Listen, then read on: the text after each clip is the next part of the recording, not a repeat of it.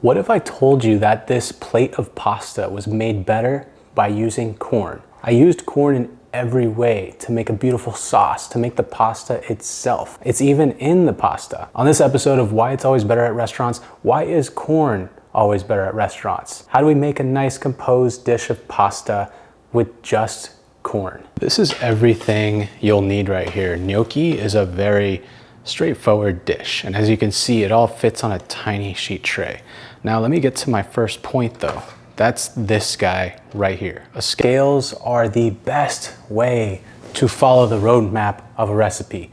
Whether it's like a pinch of salt or adding in the water, you don't have to measure like a cup. Same thing for the batter. You don't need to like go ahead and like measure the tablespoons or like how many inches of the stick do I need. All you gotta do is like literally just toss the, oh my gosh, it's come off already so I can get to my point. You can just toss the butter in the damn pot and get on with your day.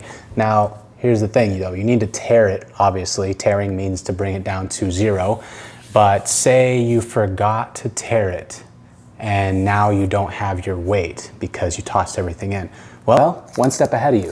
This is something that I picked up years ago, and that is writing down the weight of the pan or pot or bowl, whatever itself, on the pot itself, and just keep tape on it, or you can even just write it with permanent marker on your bowl or whatever have you.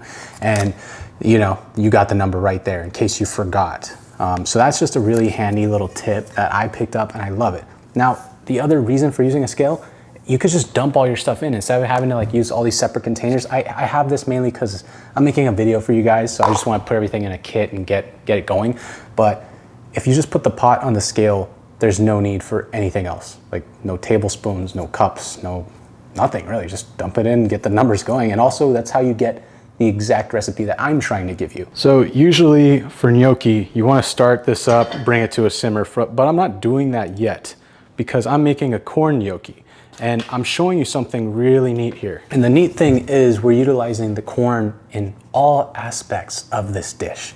So the corn, you can utilize the husk if you want in many other things, but I'm not utilizing the husk for this dish. I just don't really need it.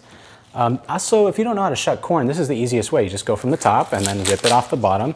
And then this part right here, you just snap that off. You might be left with all these little corn hairs. That's fine. Just like take them off as much as you can. If you have some left over, it's fine. It's texture. Okay, now here is the best way to cut corn. Not gonna say the best way, but you know what I mean. It's a really good way. You take a bowl with a smaller bowl that then goes in that bigger bowl. This can sit there nice and snug like. It sits perfectly flat. Now, if you want to protect your knife, you can do a little paper towel on that bowl itself. I can just go ahead and chop away and all the corn is gonna land directly in the bowl itself.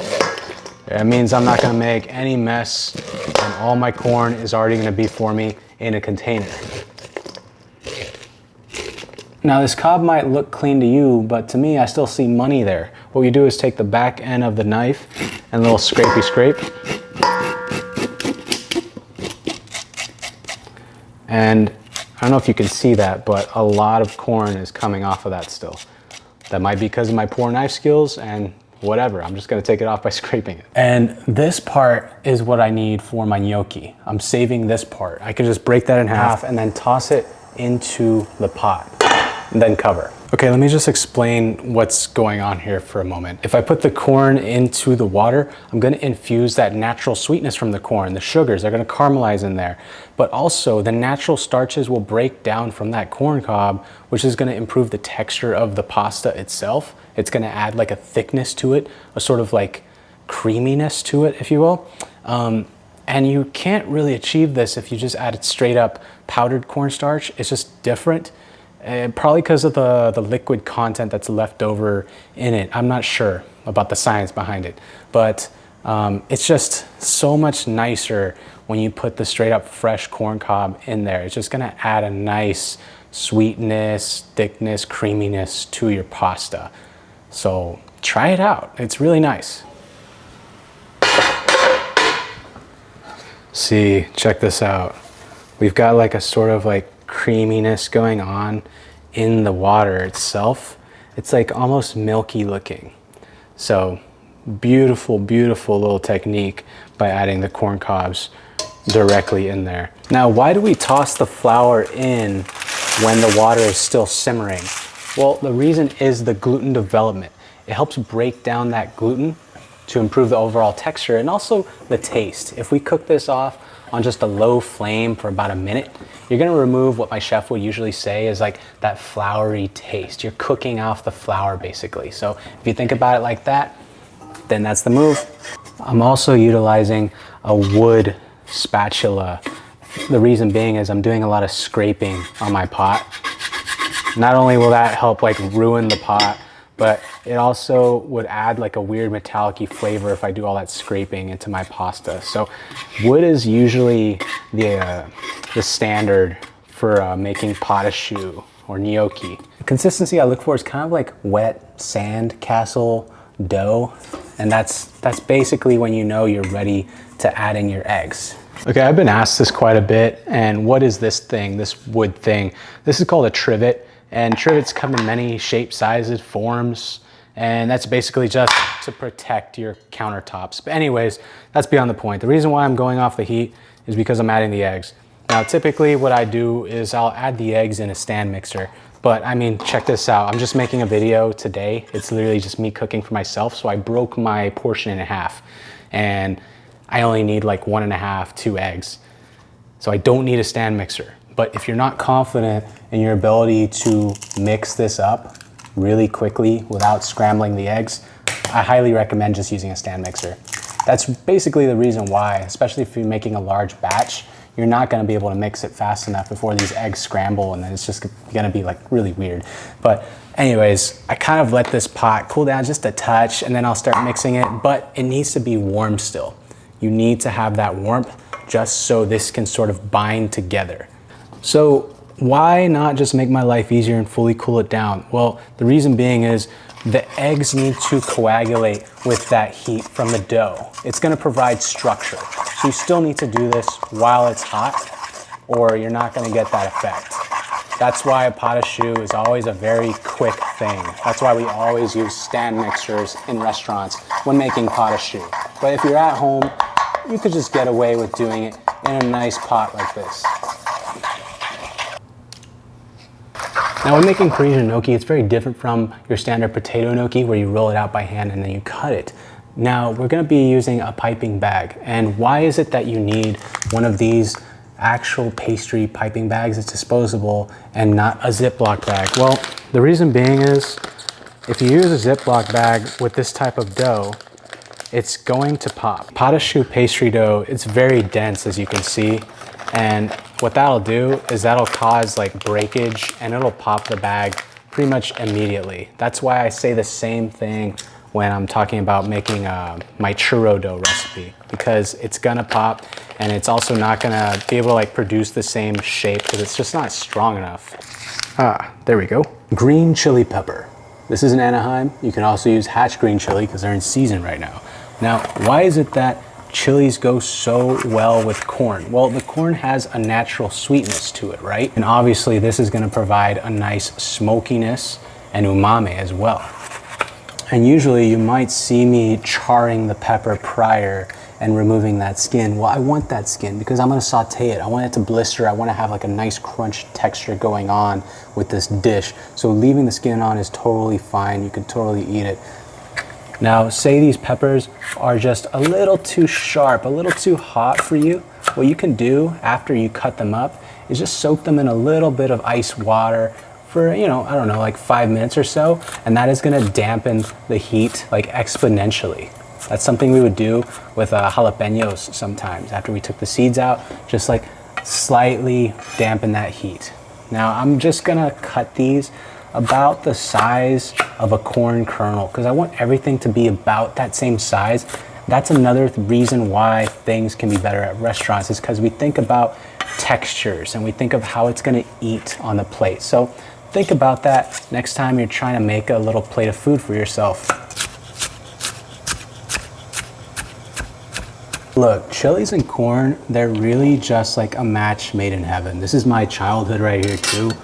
If you know, you know. Like I grew up on elote, which is like a different preparation where it's like usually doused in mayo and chile and lime, and It's delicious. Anyways, match made in heaven right here. Also, you might have noticed, new kitchen.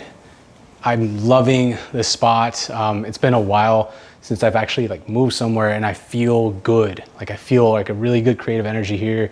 I've moved so much throughout the years in Seattle. I'm in Kirkland now. Anyways, I'm digging it here. It's gonna be fun making stuff here. Thought I would just let you know, just because it looks different. Of course, for pasta, we bring our water to a boil, salt it like the freaking ocean.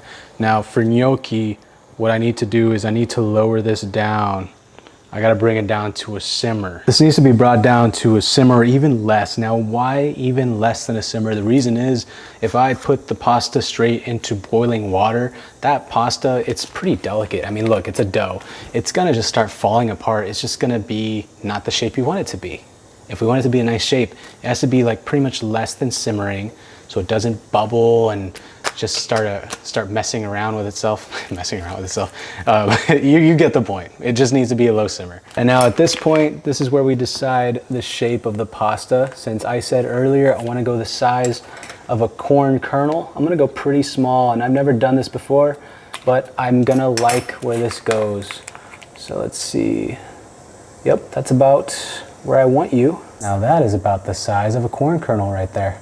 That'll work. Offset spatula is the tool of choice. I've always been taught this by all my chefs when making gnocchi. Offset spatula, the offset just helps you with this motion because this is the motion that we're gonna be doing here. So very simple. This, you gotta squeeze it tight, keep it squeezed tight while you're going, and it's just this like down motion the entire time. Take your time, you'll build up the muscle memory and you'll get faster as you go.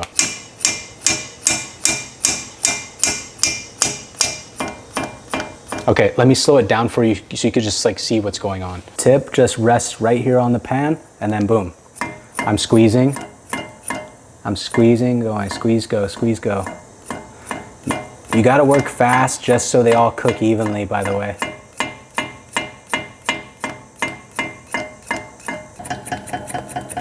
I used to have to do this so much. We always had gnocchi on our menus.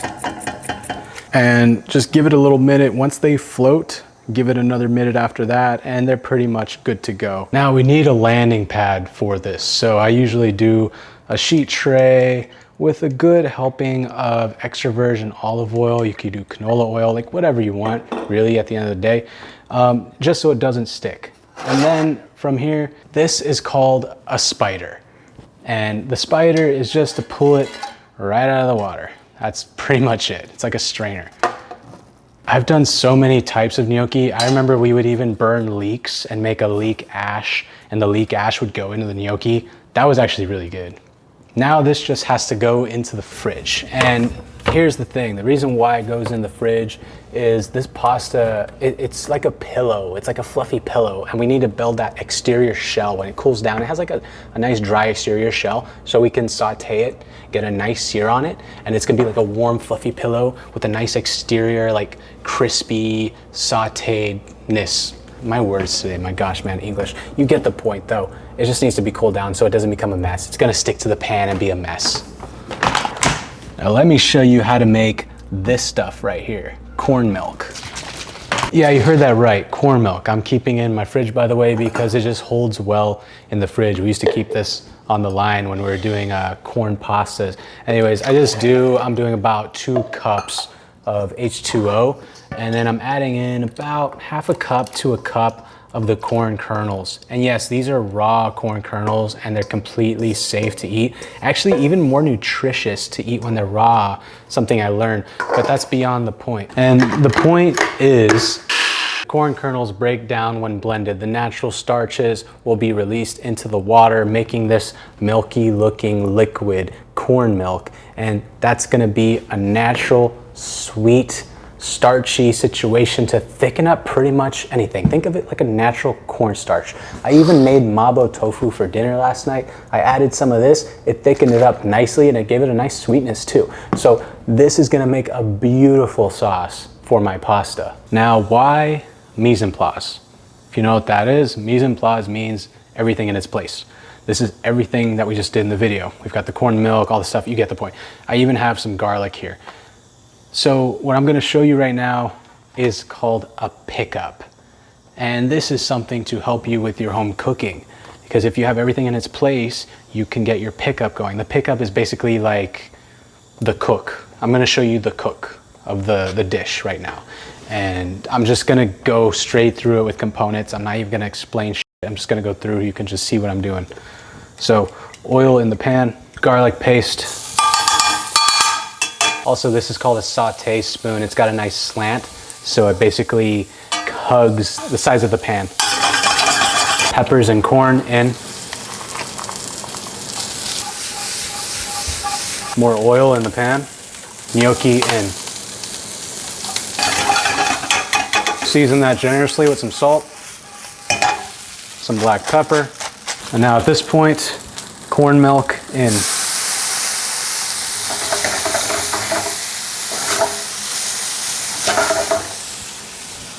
Squeeze of lemon juice. Then a spat of butter. Then reduce that until it thickens up. And you can see right here, this is exactly what I was talking about. You see, that's all the corn starch, the corn milk. It's starting to thicken up and make a beautiful pan sauce. And then that just goes on a beautiful looking plate. I like doing blues with yellows whenever I'm plating, by the way. I just love the contrast. That's another thing, is thinking about contrast whenever you're plating something. For the gnocchi, I could just plate it nice and flat and a beautiful round. These are corn nuts that I'm just crushing on top for some crunch. Then finish it with some cilantro. That is a beautiful plate of pasta right there. Very nice.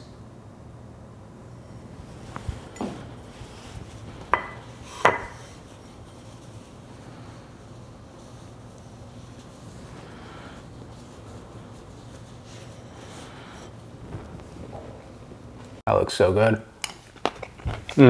Now I want you to ask me, what do you think is always better at restaurants so I can recreate it? Or maybe there's something that you think isn't better at restaurants and you're better at making it at home. Let me know that down below and I'll tell you why you're wrong.